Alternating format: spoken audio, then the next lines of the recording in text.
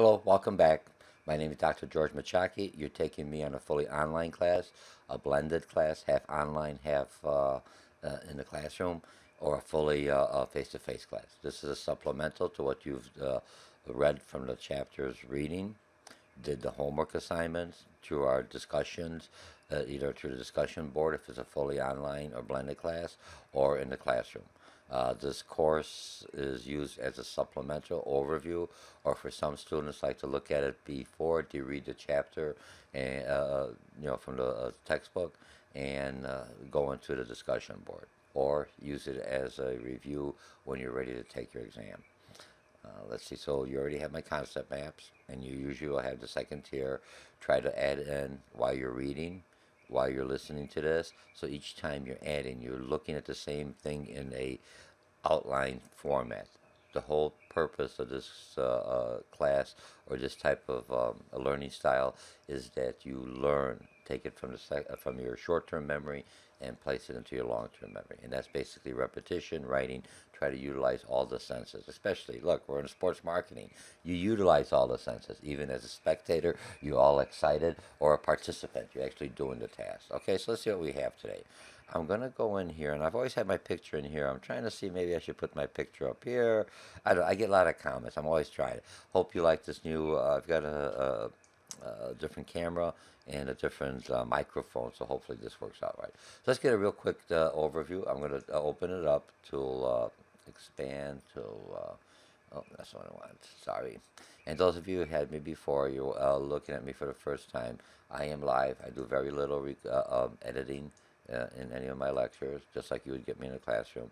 All right, so what do we have? Let me go back in here. So we're going to talk about quickly the overview, new products from a customer's perspective, new products from a customer wants something to satisfy a need, and from an organization perspective, I wanted to catch on. I wanted to be able to generate revenue for me. How do I get customers either to reuse it, or what you're going to find out, or to keep it. Uh, or to be aware that something else is out there. How do I do product screening on this? Factors that will lead to new product success. Who comes up with the idea? Sometimes it's internal, sometimes it's external. Other marketing considerations, the environment, what would be acceptable for environment. If I'm looking at new products now for the NFL, we've been bashing the NFL, all that other stuff. But what's one of the major reasons it's been dropping with some of the younger individuals, spectators? It's because their parents or someone's worrying, I don't want them to be a participant because of head injury. So do I have a new product that could basically minimize a concussion? Could it also do a recording how much force was on that head? Remember, technology nowadays is the same thing with they have what do you call it, clothing that is basically interconnected with, so they know if you took a hit here, how much pressure was exerted. It's out there, maybe not out there yet, but in the making. That's what people are looking for, to keep Johnny or Susie safe when they're playing the sports. Extending product life cycle and diffusion of innovation. Okay, so let's go now. That's a quick overview. I'm trying to do it just like you learn in your speech classes. Cover what's going to be covered, and then go through chapter to chapter. I'll try to keep this underneath a half an hour. Remember, I'm not doing a full lecture. If you already received that out of the classroom, it's either beginning or at the end. It's just a summarization. Okay, chapter review. What you should know. Characteristic new product from organization and consumer perspective. We talked about the product stages of product development. How do I bring a new product to market? Good idea. How do I make it to market? How do I make sure that it's feasible? How much do I charge for it? All those are concerns and questions that organizations are looking at. Not only organizations, but also consumers. Okay, what factors would lead to new product success? So, and we'll go through that. Understanding diffusion and innovation of various adapters. Remember, there's people that want to be the first one to buy it, and there's others that will wait, like myself, till the price comes down. And Apple utilizes a lot of that when they come up with a new and improved product. So looking at Apple, just generally, don't get mad at me, because I know I got a lot of Apple phones. I got a iPhone also. Apple hasn't come up with a new innovation. Not for the last few times. And when you hear Wall Street Journal stating Apple isn't very innovative, all right? So how do I get it in? What's going to keep them? The reason people like Apple could get the newest trinkets or newest things on my Apple that no one else has. Sure, they have face recognition, but so does Samsung and some of the other ones coming in there. Okay, so let's go into new product organization and perspective. New to the world products, brand new innovation. How do I promote that? Remember, you're a sports marketer. How do I bring that in? Do I bring it into phases? How do I get the intention? Who is my market, my niche I'm trying to target? Is it baby boomers? Is it Generation Y? Is it the new Generation Z? We don't know what they want, but they got money, but they're very technical, suave, for lack of a better word. Product extension. I already have a product. How do I make it last longer by doing some improvements? Okay, or you'll say, okay, so product improvements, repositioning. Do I reposition my product? It was designed for here, for maybe this sport, or maybe I could do it for exercise. Maybe I could reposition what the product is, or what's its position within the competitors. Is it at the bottom and now it's at the top because of the innovations and the features that we added, value added into the product that helps me reposition it. Maybe it's the price, the quality. Something has to make me jump up. Or is it because my competitor, one of their threats, they went down? They had bad, Apple and Samsung. Samsung was going to be the number one. The little fire and the battery, reposition them back down to the bottom because the quality. People say, I don't want the phone to start on fire when I'm at there. All different concerns. They resolved that. They're going forward now saying, hey, we improved that. But not only that's going to bring me in, we came up with these new ideas. Okay? All right. And then this one, this is just a website if I want. I say, I don't have it. Oh, here. Let me just kick out. I want you to look at the websites. Class, when you have the websites in the book, the list of websites, if you look in the publishers, oops, put the smiley face on it, remember we're live. Let's see, do I get the website up here? And sometimes it freezes up, but it's doing pretty good. Okay, some Forbes on here. Continue to the site.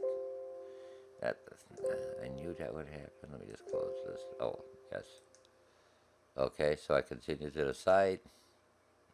I just open up some of them, and not to kill the time, but I want you to look at the sites, and this way I check to see if it's going. I just close it off. It's there. It works because I tried it when I loaded. When I got to F, that means it's from Forbes, and it talks about the CrossFit relationship, how to reposition themselves. Okay, okay. New products from consumers' perspective. Continuously innovation, minor changes of a product. Okay, so it's a new product. Added expansion teams to support the league. I'm adding something to the product. New innovation that could help support the league in general. So it's more of like a generic, not one specific company, but overall. Dynamically, continuous innovation, new products that represent change, improvement, but do not strikingly change buying and usage products. So I did a new and improved just to keep current because my competitor added one added value to it. I'm like, okay, I'm going to improve it so I'm with my competitor so they don't switch or try it because you're going to have a small niche that's going to say, oh, I wonder what it'd be like to have that little added bonus to the product. And then discontinuous innovation. New and original products that require major learning. Now, some products, especially if you're doing interactive sportswear, you might have to understand. I just don't get it on. How do I connect it to my smartphone? How do I connect it to some of my other technologies that I utilize? What else do I use? If you really look at it, this here, the smartphone for like an Apple phone, smart. I just got an Apple now. I mean, for Europe because of the Samsung issue. I was also a concerned person. But if you look at this, I could connect everything. I do my banking, I do everything, all my smartphone, my alarms, my heat in the house. Everything is in this. This is like a mini little computer processor that you're utilizing. Okay, so we have that. I'll put this away. So you're gonna have to change the pattern. You're gonna have to change something else. But now, and also may give you a little video how to properly wash the electronic or the active wear. Don't say electronic because you think you're like a cyber man. But if talking about active wear that has stuff coming in here. Oops. It's 6:30 in the morning. I'm doing this recording. My alarms are going off. I'll just leave it here so I can correct it. Okay? All right. So now the next thing is new product development process. How do I come up with this idea? Sometimes my consumers tell me. Sometimes I see what my competitors doing. Sometimes it's basically I just people within my own industry or my own employees say, you know what? I wish I had something that, or they rig something to work for them, and then you notice, what is this? Well, I kind of rigged this because this didn't work, and then now it works better. It is for any kind of sport. Oh, let's see if we get a patent on that. We'll give you some money, but then the company will fund it. All right? Or you're an entrepreneur and you just start off on your own. That's one way you do it. So you come up with an idea, but how are you going to sell it?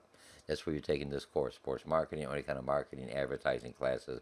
Remember, I'm teaching at a community college, so what you have all these other classes by instructors who come out of the field in the discipline. Okay, okay. So you got an idea.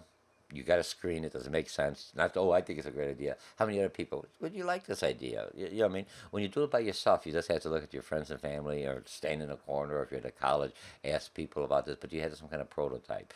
Business analysis, concept testing, like a feasibility study. Will it work? And which market? And how do I sell it? Or what are some other features? Or what is the complication for them understanding this? You test the product, and then you commercialize it. And then this one here is protective hats wear. This one is kind of good. Look at these hats. They got some kind of protective. They test it. They follow the whole thing. Again, now this one here, I'm going to try it. I've always tried. You know, I can pause you. Okay, so you have in here the journal. It's not coming in because I got it all cramped up in here, but we'll do it. So go in here, look at it. It works, and it'll talk. They'll get, oh, here it is. MFL protective caps for pitchers. We'll test you in the springtime. Man, it looks like a real nice cap. You know, they got the hat there. But what is it? Solid steel? You know, and then read the article, okay? We talked about this in class. So I'm not going to go into that, all right? I'm trying to get your attention to look at it. Remember, the publisher came up with a lot of new sites, a lot of new links. Look at them. We discuss only some of them. But if you're in this field, how are you going to know how to market, what works, what doesn't work, and to which market you utilize this class and your discussions to bring that creativity out of yourself. You don't have to be an artist. You just got to come out of the box thinking, okay? All right, now new product screening. Now this one's kind of good. You develop the sports product. That's what they did with the hat. Like I said, they're going to be screening in 2017. Maybe already out there. I haven't been paying attention. Test the market, commercial. Ask these questions. Okay, relatively advantage. What's the advantage of a hat? You got to wear a hat anyway, but now it's a protective hat. You don't have to, yeah. So it's small. It's here. What you're really protecting is this area here, the temple and everything else. If you get hit with, especially in baseball, if you get hit in the head with that. Compatibility. Does it look like any other hat, so it doesn't look too bulky? And what's the perceived risk? Not only that the product's supposed to help, but is there any kind of risk for me wearing this? Okay, and figuring your products again, it gives you all this advantage. I just open up so you know you have it in your book. Looking in the book, it's all in there. Okay. Okay, factors that will lead to product success. And just real quickly, the concept map. Some students don't like the concept maps or don't use them. Concept map is a good outline. When you're taking the exam, you have everything else there. If you're writing a paper or responding to a written assignment, here's all the key concepts. Remember, I'm looking for when you're writing and communicating, doing your homework at a college level, at a professional level, and I'm also looking that you're utilizing the terms and concepts or vocabulary that you're reading. That's what makes you credible. Because I'm, oh, geez, I didn't think about perceived risk, competitive, relative advantage. What does that mean? It's an everyday word. But used appropriately, it gives you strength and gives you credibility to whoever you're trying to present this product to, a customer or to the organization that you're trying to be a champion for. Okay, factors that will lead to new product success. Okay, changeability, observability.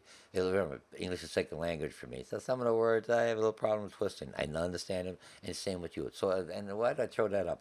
If you're doing a presentation and there's some words that you have difficulty, even if English is the first time pronouncing, unless it's part of it, like in this discussion, try to avoid it. You know, use another word on that. All right, I'm helping you. Okay, perceived complexity, and you notice I got the thumbs up, thumbs down. Okay, and relative compatibility. So let's see what this was. Can customers try product before they make a purchase to reduce the risk? A lot of software give you 30 days. After 30 days, it turns off. This is what happened. Or what you have is, could I take the product? Some products you're using a hat, and you use it for 30 days, it's all sweaty. I'm not going to give it back to you. Right, I mean, some products, once you put it on, because you get the hygiene, there's certain laws that I have to. So some products, no, you could try it in the store, put it on, have a sample one, You get what you get, all right? Observability. Can consumers see the benefit of the product to which others use the product prior to purchase? If you look at info commercials, or if you look at a little video, a lot of times I'm buying something, I see how it looks, or how, oh yeah, I can see, I can plug this in, I can make this work. YouTube is good. Instagram, excellent way of presenting information to other individuals. Okay, you got Gab, you got Twitter, Facebook. Facebook's taking a hit right now. People don't like that they know so much about me. You know what I mean? So Facebook's going down. People are taking alternate, what do you call it, sites, a different way of expressing the same way that has a better protection for my own personal privacy, if I would decide so. And you have to be you got to be conscious of this. That's external factors as a what do you call it, sports marketing or any kind of marketing. Okay, then you got, remember, so it's up and down. You have to make that decision. Perceived complexity. Does the new product appear to be difficult to understand or use? Remember, sportswear, real easy, nothing else. Yeah, maybe I got to wash it a little bit differently. Maybe I got to hand dry it. I'm not sure. I don't have any, but it all connects to my cell phone. Does the person have the capability, especially if he or she's in a certain demographic that you figure, oh, they don't know technology. Don't underestimate baby boomer. You see those cricket commercials. Ooh, I got a real cricket. You know, you can't get one of those old phones. It's all smartphones now. A lot of people, especially if they're growing up with technology. Look, Generation Y, millennials, they're basically Generation Z. They're going to be the old generation one day, but they grew with technology, so to them it's second nature. Don't underestimate them. You know, this is just a marketing hit to those people that are really tinfoil hats. When I say to put anything else, I don't want to know anything. And that may be a way of doing to protect yourself from EMF, electric magnetic field. All right, I used to work in a company that had to deal with that issue. They're out there. You don't see them. Oh, you're a conspiracy. No, they're out there. You got to be careful. Same thing with the cell phone. They say try not to use the cell phone too close to the ear, especially when they're going to go up with the 5G. It's a little bit more electronics hitting your brain waves, for lack of better words. You're right. There's a stronger sensor going on. So, and most of them now you can talk on this with a speakerphone or on that, so you don't really need that. Or you've got your little headset. I don't know how strong those are. Studies are out there, but you see, I'm trying to sell some of that, so I'm looking at that. If I'm looking at um, active sportswear. Basically, they got things so they record everything else in my smartphone. Are there any kind of a negative on there? Had there been any study to see if I have that all on there? Okay. Now, compatibility. Is the product consistent with the consumer's values and beliefs? All right. You know, is it giving too much information? And yeah, I'm just doing general. We discussed that in the class. And then you got the figure. Again, you read this all here, breaks it down for you in the book. Excellent, easier. We discussed that in class a little bit more in detail. Or your instructor did, if your instructor is using my YouTube's as a quick overview. And a lot of instructors utilize this at the community colleges. You know, one instructor creates a YouTube, and it's also utilized for people who need accommodations, because I talk quick in the classroom. In fact, it's real late, real early in the morning. I'm Dr. George, you talk normal. But normally when I got a class, I get energetic. I'm like a spectator. I want to see my class hyper. And the reason that, because you're marketing. You know what a marketer do? How we doing, dude? Yeah, I can tell you. You want that person to be enthusiastic, not nervous, enthusiastic about their product. That enthusiasm, basically, that's why the sport. When you see the players and all of a sudden you don't have an attendance. And I had an article here, just hang on a second. Okay. Now this one here is at another college that I'm teaching at the College of Lake County. And remember, I teach at the Harper and College Lake County. Depends what course you're taking me for. But this article here, if you look at it here real quickly, I kind of zoom in on it, zoom out. It's basically students reflect a low turnout at sports game. Now, your job as sports marketer, how do I get them to come to the game? Maybe I got to give them a product or something. That's just one other thing. You know, it just happened in the paper. I like to pick up stuff like this and say, this is current for this class. How do I, colleges, they make their money. They pay for the teams, for the equipment and everything else, right? Because some students, especially community college, may not have the cash revenue. So you get some kind of sponsorship. But I need students in there. If you have people yelling, cheering for you, that adrenaline flow goes up. You see what I mean? As a spectator or even a participant, wow, they're all looking at me. I could do it, right? Look when you're little and you're playing ball, your parents or your grandparents or whoever, your friend, go Johnny, go Susie, you could do it, you could do it. And all of a sudden, yes, I could do it, because you need that confidence. Otherwise, you're looking at all those people. And after you get used to that, that adrenaline, that rush, that basically moves the people. And not only that, other people see it. They go, oh man, stop. I want to go to that game. It's exciting. It encourages me. It stimulates me, makes me happy. Okay, I got out of my soapbox. Let's go. Other marketing mix consideration. Okay, remember the four P's: pricing, promotion, distribution, and you always have the product. So we're talking about the product. You already got the product. We discussed this. What's the pricing? The pricing consistent with quality of use. Remember, for consumers, the pricing basically is a reflection of how much the quality. The higher price, the higher quality. You got a new product. Now here's the thing, I'm going to just throw it in. If you had me for intro to business, you had me for marketing, you had me for finance, a little bit on finance. Finance is, I'm talking about on the corporate level. But if I'm looking at the product, consumers relate the price to the quality of the product. Businesses relate to price, how much profitability I can make. Same thing with price.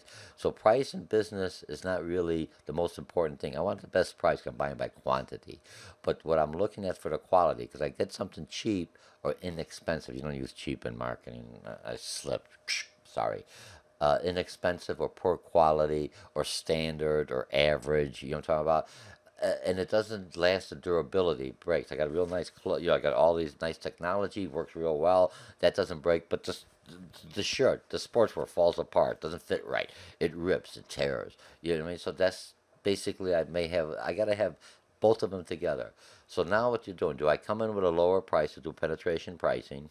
Come in there, or do I come in with a higher price?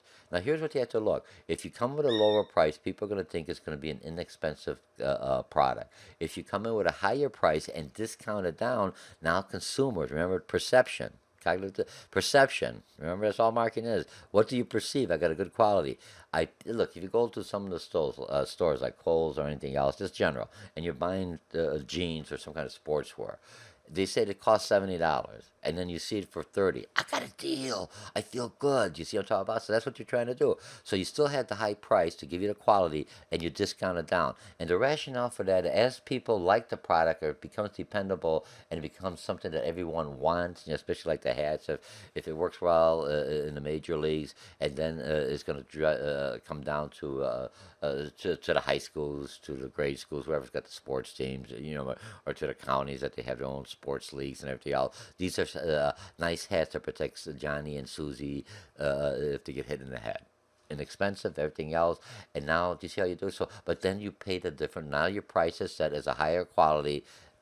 Competition is going to come in with a lower quality. A customer is going to say, wait a minute, for $5 more, I've got this product that's already guaranteed or whatever. Okay, so remember, you come up with a higher price, you discount, you give them coupons. So this way, if you come at a lower price and you raise the prices up, and some people are price sensitive or insensitive. You want it to be insensitive to price because it's such a good quality, and hey, I want it because it's going to protect me or my child or whatever. Okay, now promotion, again, this is customers, consumers, and target market aware of the product understand the benefit. You had to push the benefit. First, you got to explain. Here's a new product. Here's a new ad coming out. That's what they're doing.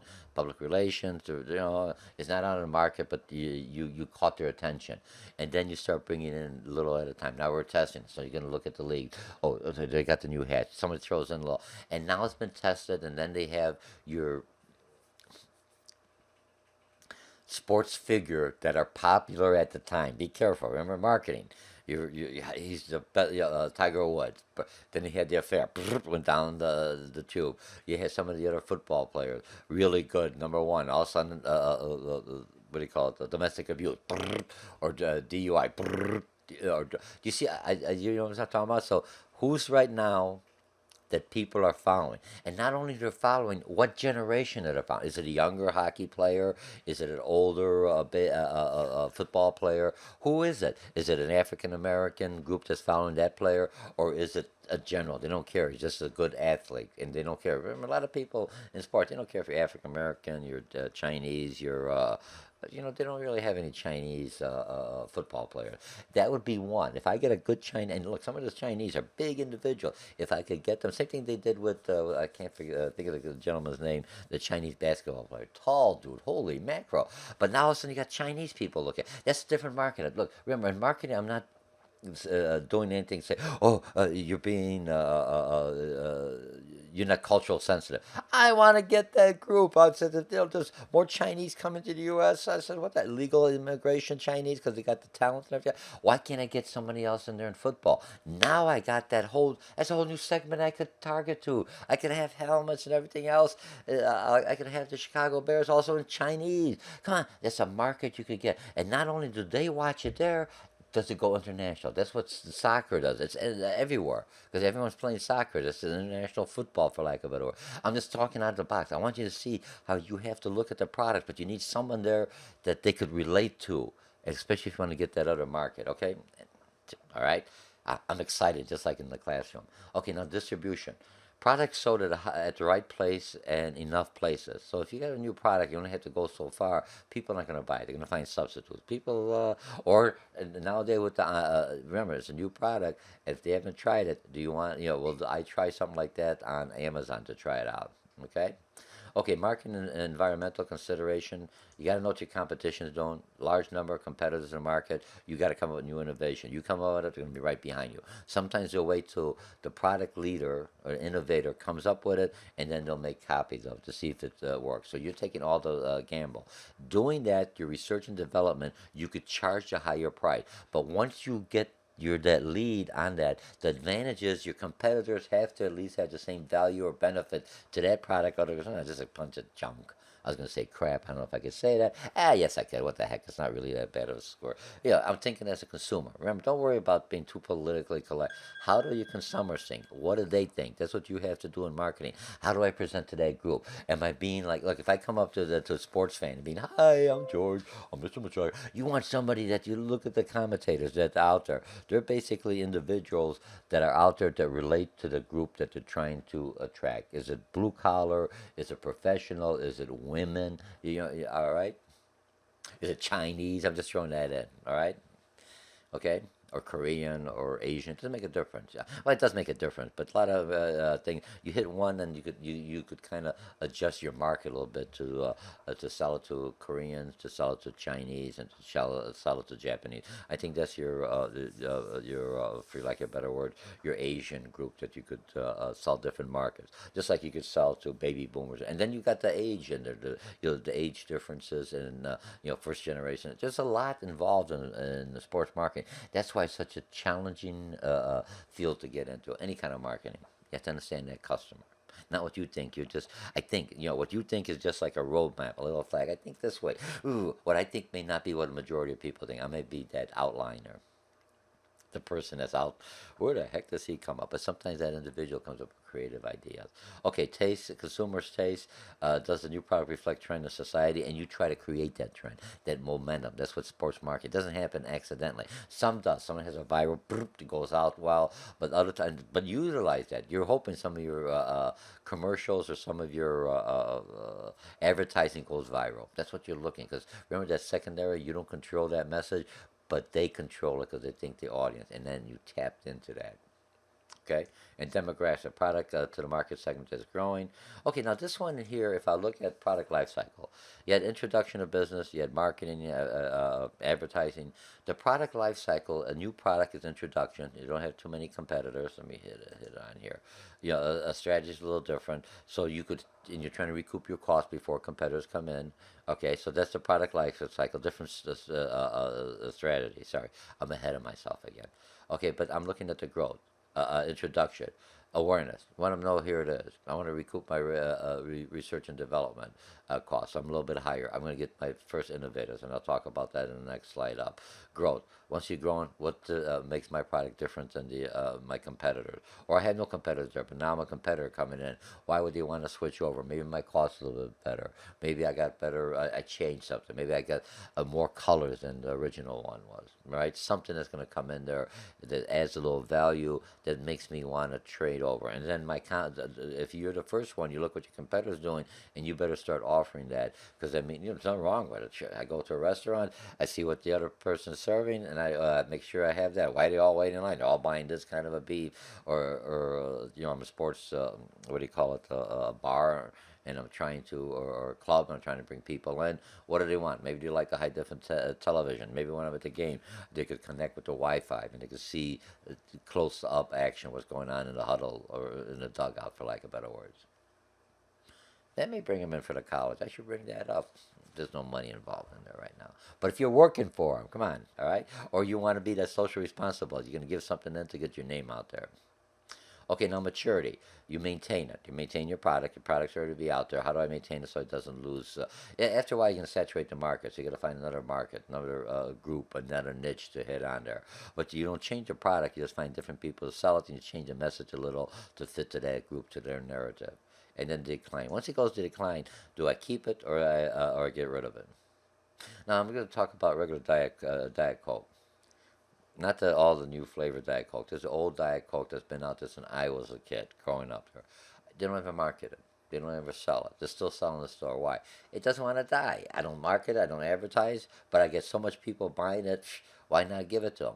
I don't have to do nothing. It's just like cash flow. It's just pure profit. I mean, after you do the expense and everything, they just love it. And that's word of mouth. So I leave it be. I don't do anything with it because I want to bring the other flavors, but that one's still going. Why get rid of something and they're going to go to another competitor? If they like it, I give it to them. If the sales drops down, is no longer vital, which, because you're trying to get it to get out of your product mix, then let it die naturally. But if it's still alive, it's kicking, and I don't have to put in, I don't have to fund anything, I don't have to stimulate it, I don't have to market it, people are still buying it, I let it go till it takes its course.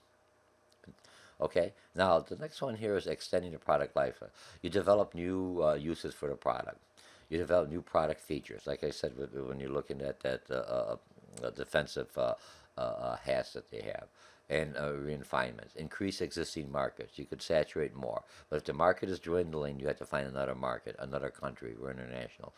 But you just got to change the language, change the message. You know what I mean? That's why I said if you could get a Chinese football player, and they're out there. I don't know. They got to be. If you could find one, you could get not only the Chinese, Chinese, Asian. I'm grouping them. Don't get upset with me. I'm a marketer. I could try to group it into generalized Chinese, Korean, and Japanese. Even though their cultures are different, they look different. I mean, after a while, you could tell the difference between individuals.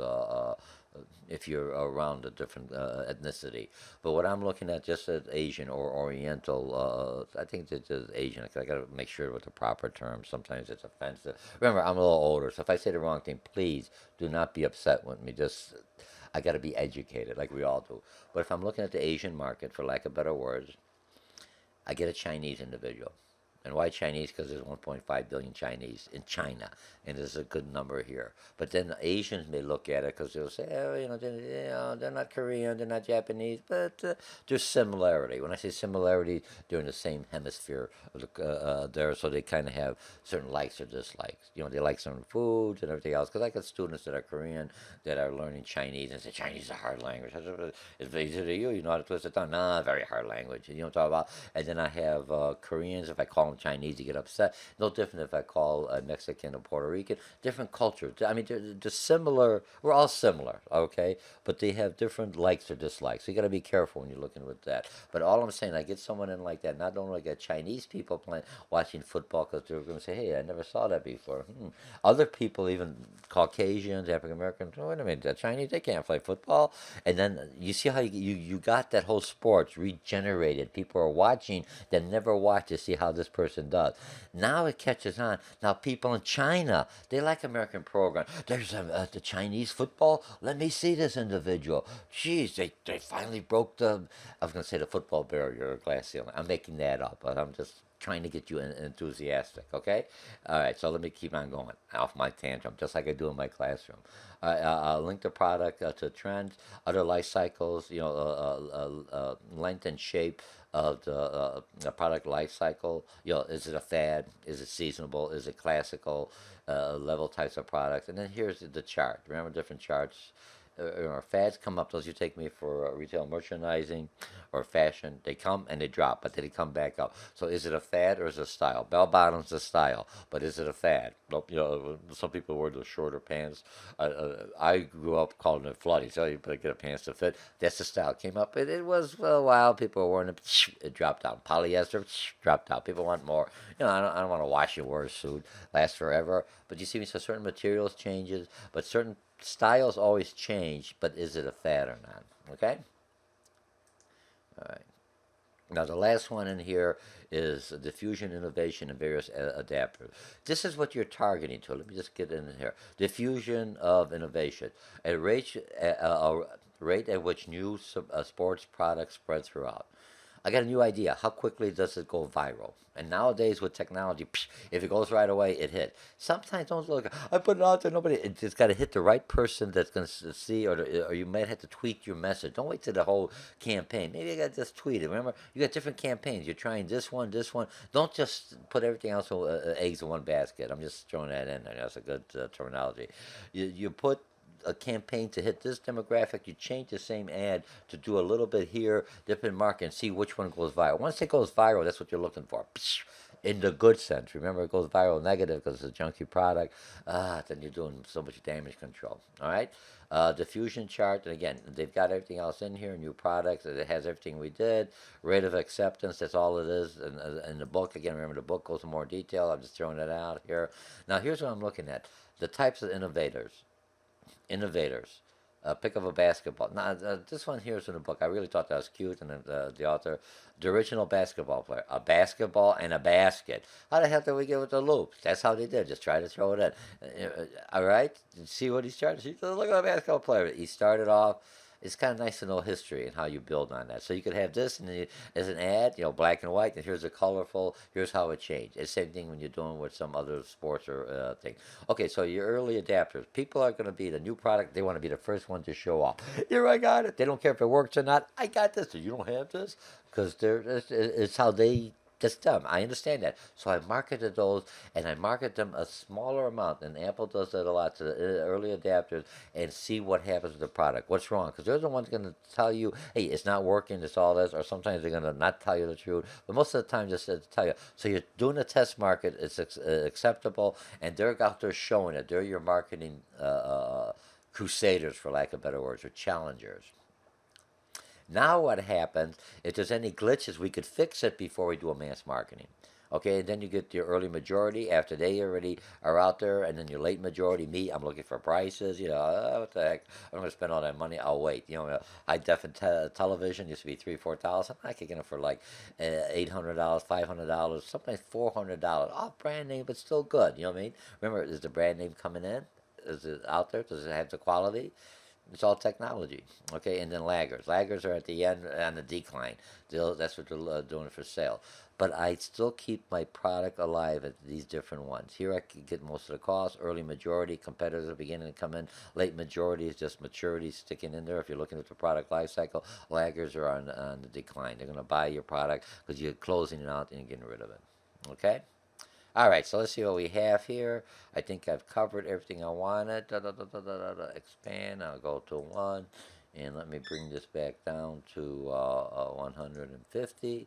All right. I want to thank you again. This was Chapter 5, Sports Marketing. You're taking me through a series. I think there's like 12 or 13 chapters. You're taking me to community college. If you can't take this course here, look at your community college, sign up. Some of you are at Four-Year University taking this class. This is a good refresher.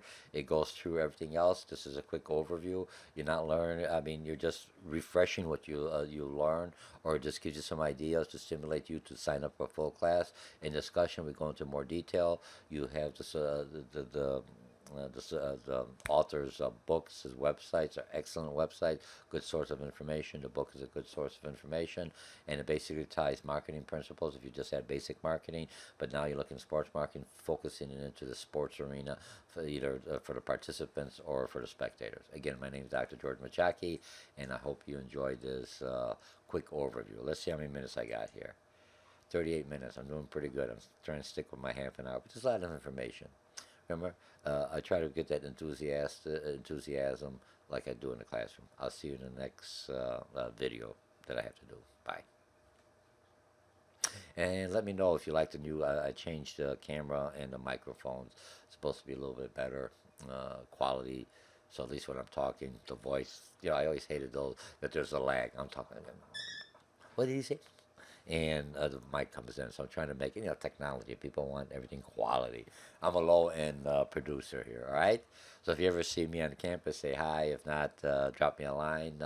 I do this to try to pay off my student loans, all right? Talk to you later. Bye.